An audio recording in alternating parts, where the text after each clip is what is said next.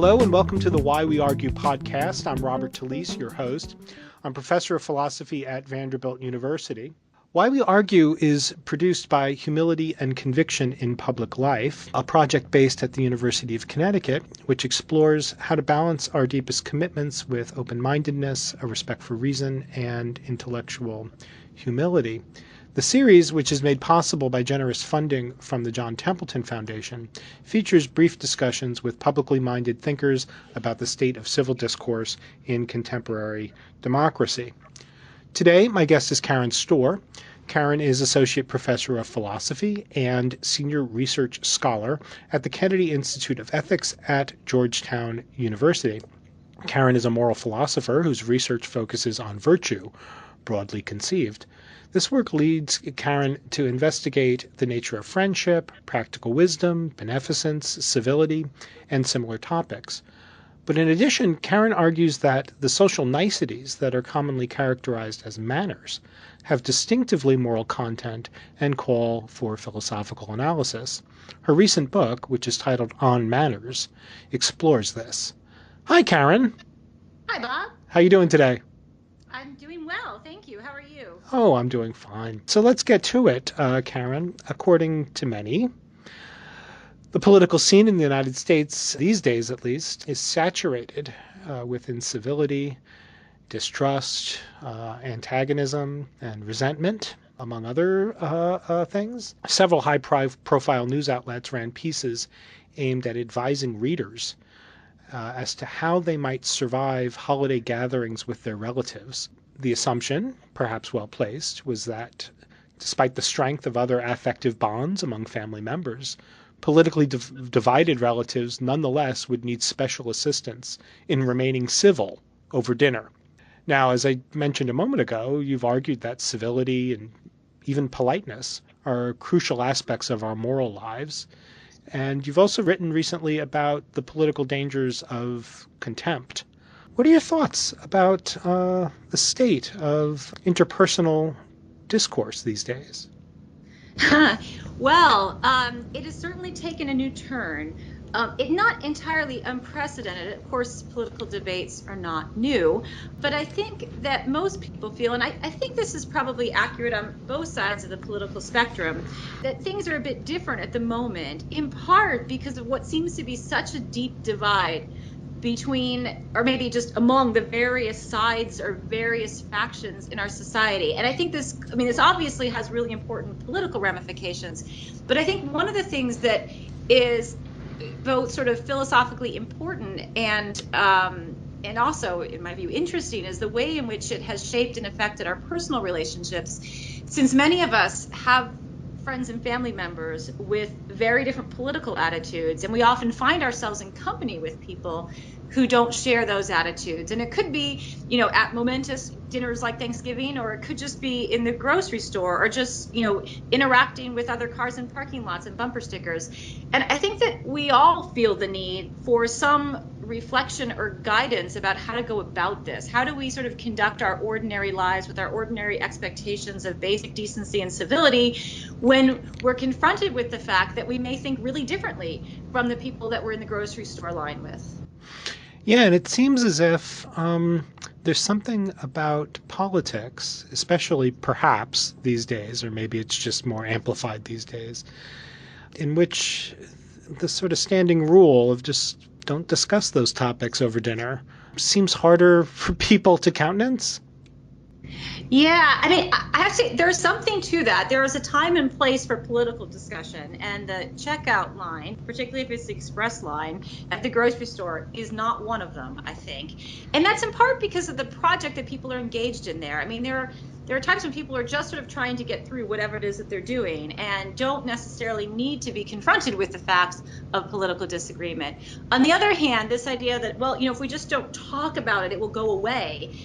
We've tried that in the past. It doesn't work. And I think it's not just that it's ineffective. I think there's also something troubling about it, because one of the things that I think most people will recognize as being crucial to bridging the divides that we have is a willingness to engage with people, and in particular with people who don't think like us. There's a lot of maps out there that I'm sure you've seen that show the ways in which people are increasingly living in sort of political bubbles that are affected by the geography of where they are. And so, most Trump supporters live near other Trump supporters. Most Clinton supporters live near other Clinton supporters. You can see this in the way in which we sort of segregate ourselves. And in some ways, that's kind of comforting. It's nice to be thinking that you're in the grocery store with people who just think like you do. On the other hand, there's something difficult about that, both because it reinforces our own beliefs and expectations, and doesn't force us to confront the limitations on our own understanding of things. And also because it doesn't do much to help us understand what's motivating people on the other side of the political divide. So I'm from St. Louis, and I live in Washington, D.C., but my husband and kids and I frequently drive from D.C. to various places in the Midwest. And when you do that, when you're driving through West Virginia and Ohio and Eastern Kentucky, you see a different kind of world and a different kind of experience than we have in D.C. And I think that if we didn't have that experience and didn't see that, it might be less pressing for us or less pertinent to us in ways that I think would be damaging. I mean, I think it's important, for instance, when I drive through areas of the country that are very deeply affected by the opioid epidemic, that it becomes in some ways sort of personal to us, that we have to confront it in a way that we might not otherwise. And it sounds to me largely correct that our perception of the depth of the severity, perhaps, of political divides is affected and maybe exacerbated by the perception of other kinds of separations and differences? Yeah, I think it's very easy to demonize people who don't think like us or who didn't vote like us. And this is true on both sides of the issue. It's easy to think of, for instance, coastal as sort of people who either don't care about or who are dismissive or contemptuous of other parts of the country. That is no doubt true of some. It's not true of all. And on the flip side, of course, it's easy for people living on the coast to demonize or dismiss people who live in other parts of the country as being backwater, uneducated in a variety of ways. And I think we all recognize that one way to get around this is to employ the imagination, to try to sort of understand what the experiences of people are. But even that runs into difficulties because it's very easy for us to just sort of paint our preferred narrative onto other people. And so I think that actual contact with people with whom we disagree is incredibly important, in part because people don't always correspond to the narratives that we have about them. And even if we think we're doing a good job of putting ourselves in their shoes, we're not likely to be very accurate in our representations of that, not as accurate as that we would be if we actually listened to what they had to say.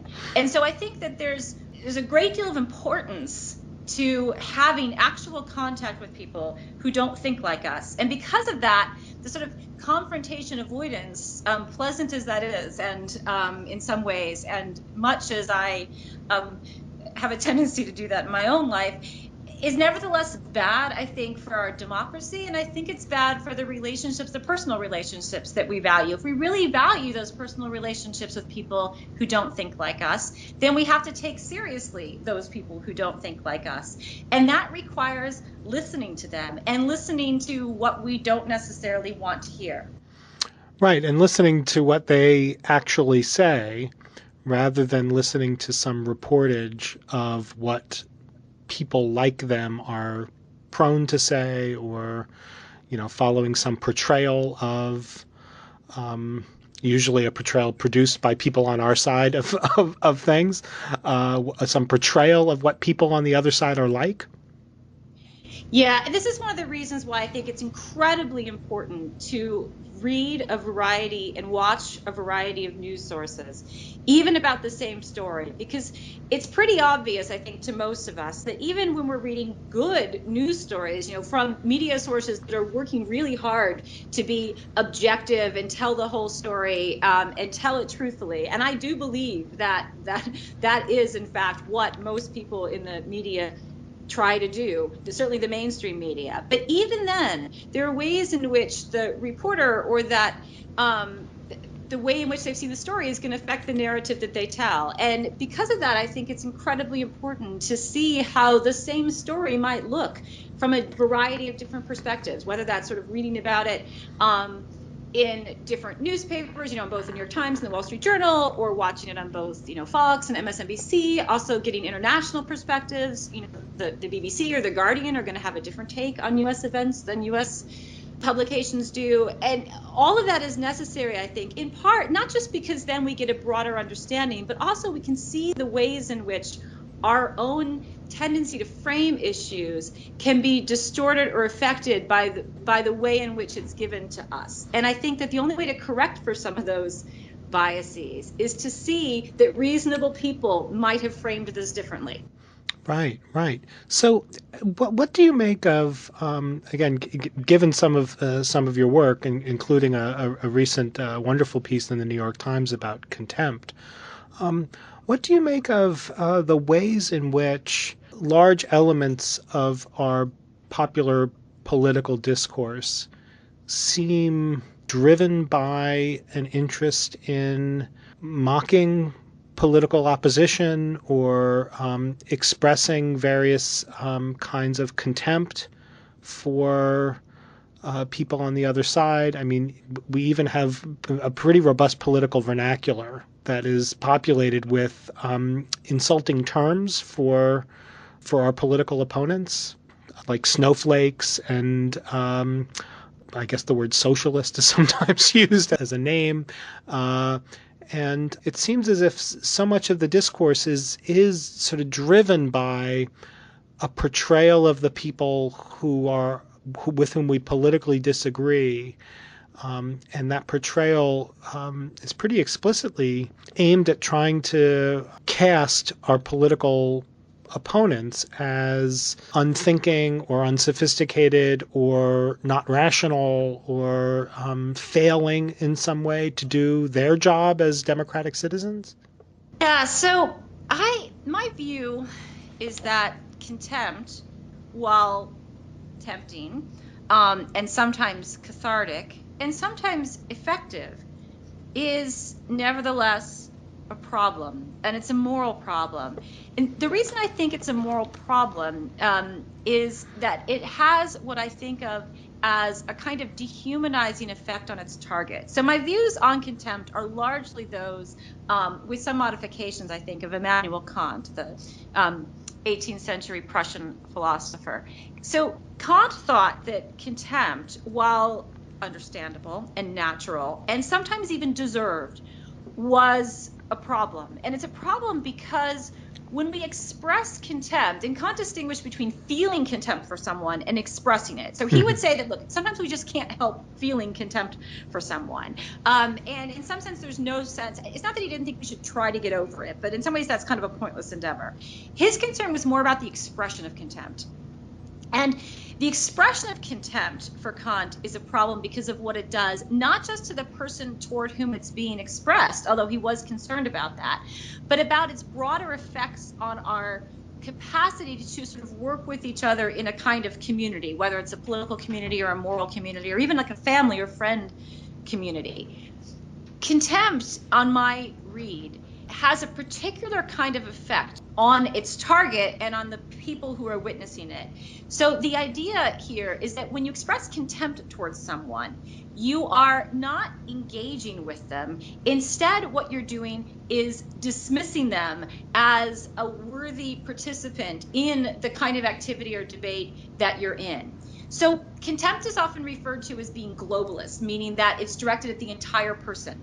So when you're annoyed with someone, you're generally annoyed at something that they're doing or something that they have done or said or some habit of theirs. But it's not about the whole person exactly, although I guess you could be annoyed at a whole person. But we think of annoyance or even anger as being generally addressed at something a person has done. But contempt works differently. Contempt is addressed at the entire person. It's dismissive in a way that other kinds of reactions to people are not. And it's the dismissiveness that I think is a moral problem. And it's particularly a moral problem when you put it in the context of social power and social relationships. So In the New York Times piece, I mentioned Trump's widely discussed and criticized mockery of Serge Kovaleski, a New York Times reporter with a physical disability. Right. So Trump mocked him on televised speech, and it was pretty instantly recognizable as mockery of him and mockery of him in virtue of his disability. This was actually one of the things that people thought might do Trump in politically, although it didn't, of course. But even among Trump supporters, it was widely criticized because everyone can recognize that mocking someone with a disability is a way of marginalizing them or suggesting that they don't need to be taken seriously. Now, a New York Times reporter is not exactly a socially vulnerable person, but many people with disabilities are. And one of the things that people realize is that when you have someone who was at the time a candidate for the presidency, taking advantage of that status to mock someone in virtue of a physical characteristic that tends to make them socially marginalized anyway, that it's exacerbating that marginalization and suggesting that the person isn't really important, that their views don't need to be taken into account because of this disability. And I think many people were able to recognize that is morally problematic. I think where it gets harder are the cases where the contempt might seem like it's perhaps deserved, like when we hold people in contempt or express contempt because of things that they've said or done that we can recognize as being morally troubling. There it becomes more difficult because we may think, look, this person deserves to be mocked. They deserve to be held in contempt.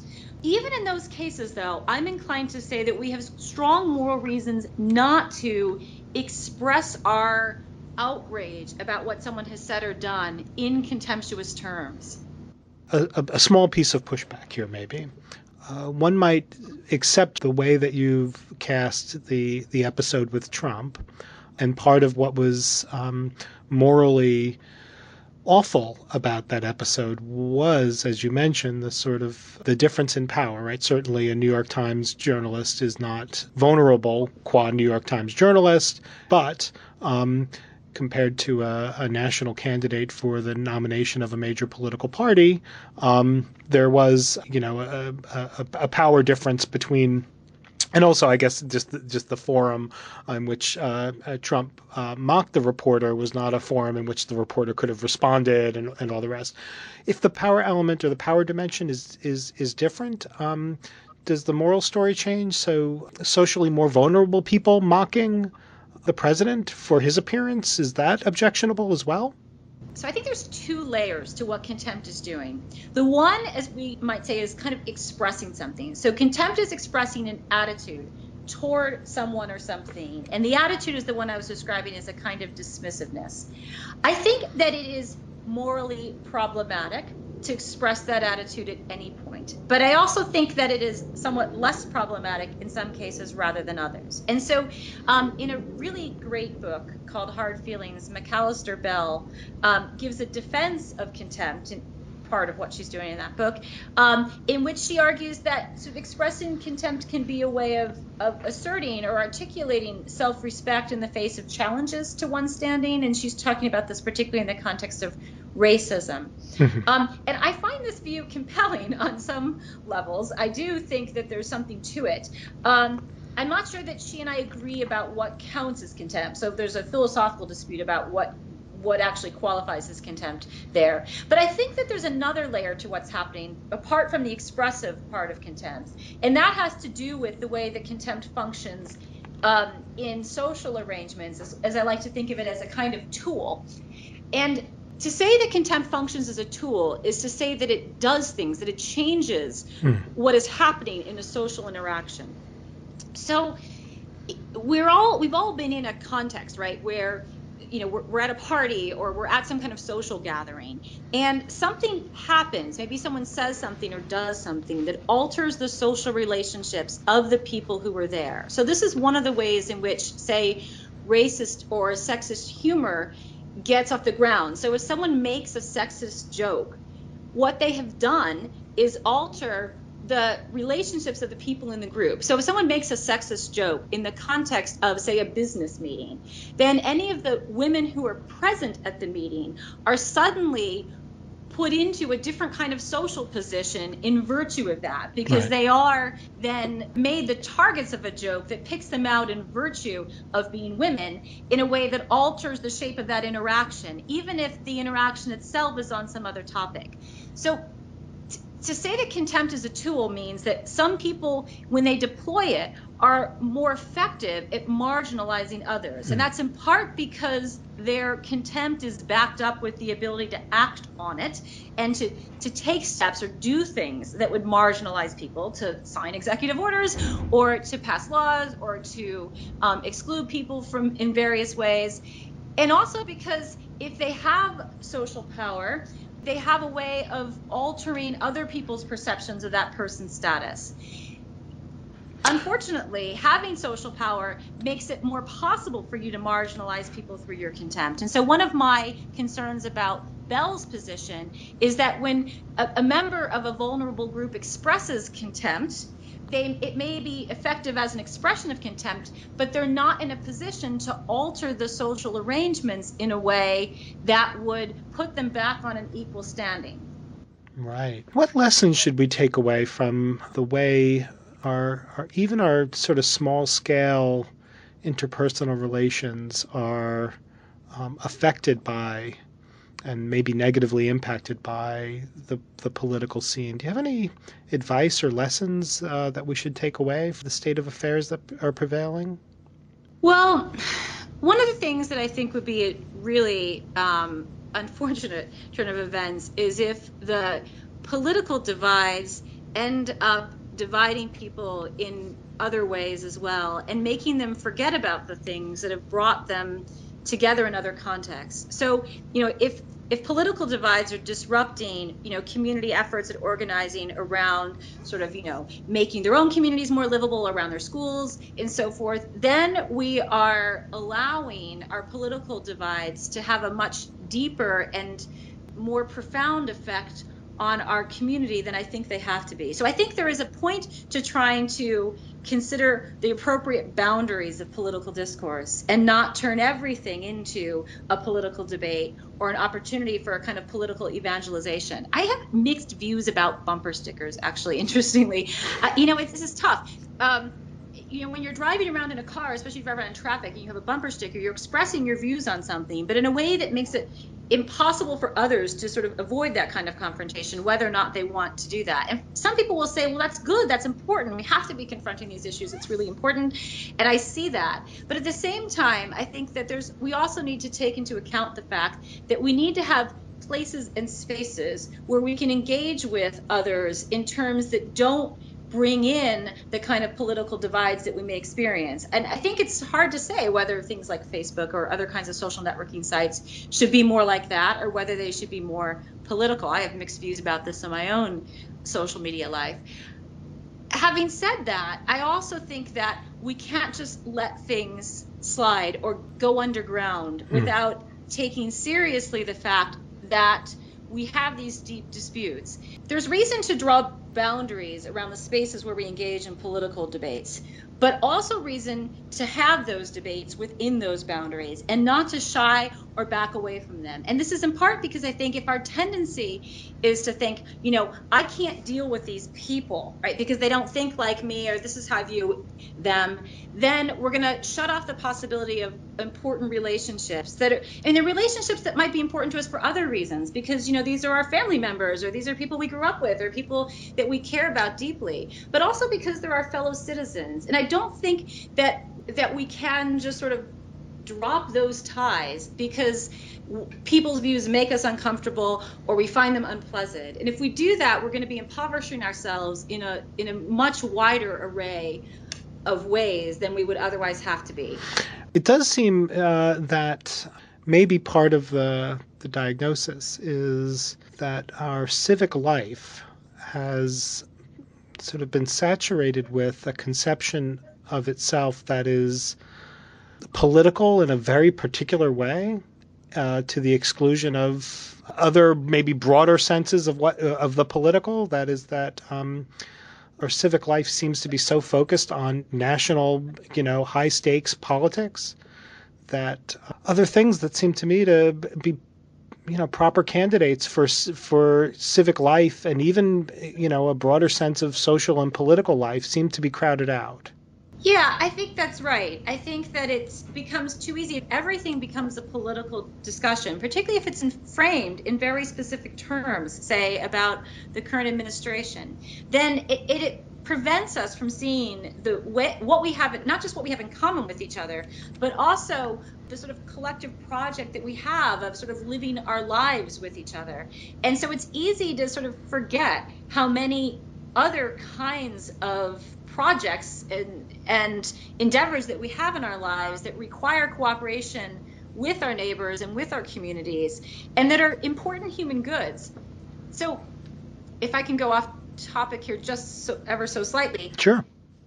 You mentioned at the beginning of the podcast this question about sort of holiday dinners and sort of our feeling that we need help to get through a holiday dinner Right. with our family members who might disagree with us. So Immanuel Kant, who's often thought of as being sort of the height of ivory tower intellectual, unconcerned with the nitty gritty of ordinary life, and that's not entirely unfounded.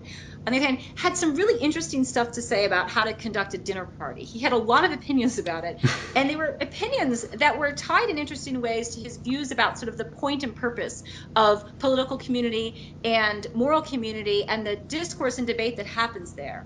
So Kant thought that because each of us is limited in what we can know through our own experiences, we are dependent on other people to enhance and extend our own understanding of the world.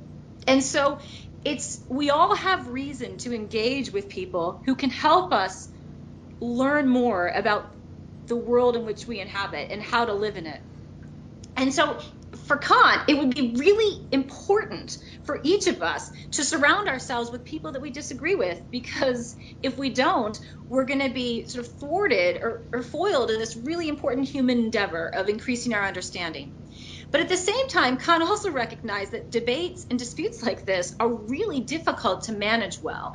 And what's interesting about his account of dinner parties is how he ties the goals of dinner parties, which he takes to have to do with promoting our increasing our understanding of the world and promoting community, which he takes to be the central goals of a dinner party, how he ties that to sort of the physical state of people at dinner parties. So he has an account of how dinner party conversations ought to go that tracks what people's physical states will be like. So when people arrive at a dinner party, they tend to be hungry. And so he thinks it's a mistake to just sort of jump in with political argument there, because it's not going to go well. Instead, people, while they're still working on the first course, should be discussing sort of the events of what they've learned, reporting basically on the news. Although Kant wasn't focused so much on fake news, maybe reporting on the news has become more controversial.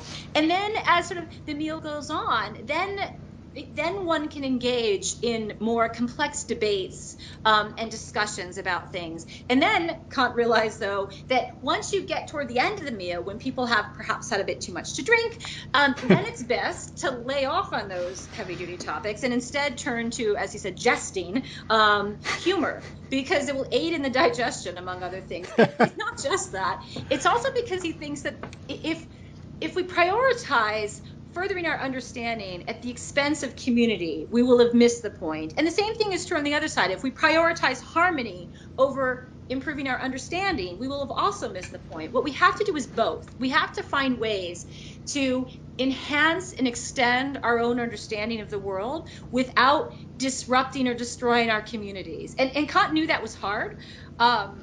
But he thought it was really, really important. And I think Kant is right about that. We have to, in the coming months and years, as we try to sort of work out what our country will be and what will be like, we have to find a way to do both those things, to work on our collective project of understanding without sort of destroying the things that make that project worth doing. Karen, that's a wonderful not only rendition of a very interesting discussion in Kant that philosophers and others should, I think, pay much more attention to than they tend to, but also a nice encapsulation in your own voice of the project that we are now confronting. So thank you for your time today. Thank you. And Thank you, listener, for checking out the Why We Argue podcast, which again is produced by the University of Connecticut's Humility and Conviction in Public Life project with generous support from the John Templeton Foundation. You can follow the project on Twitter and Facebook at, one word, Public Humility. Thank you and bye for now.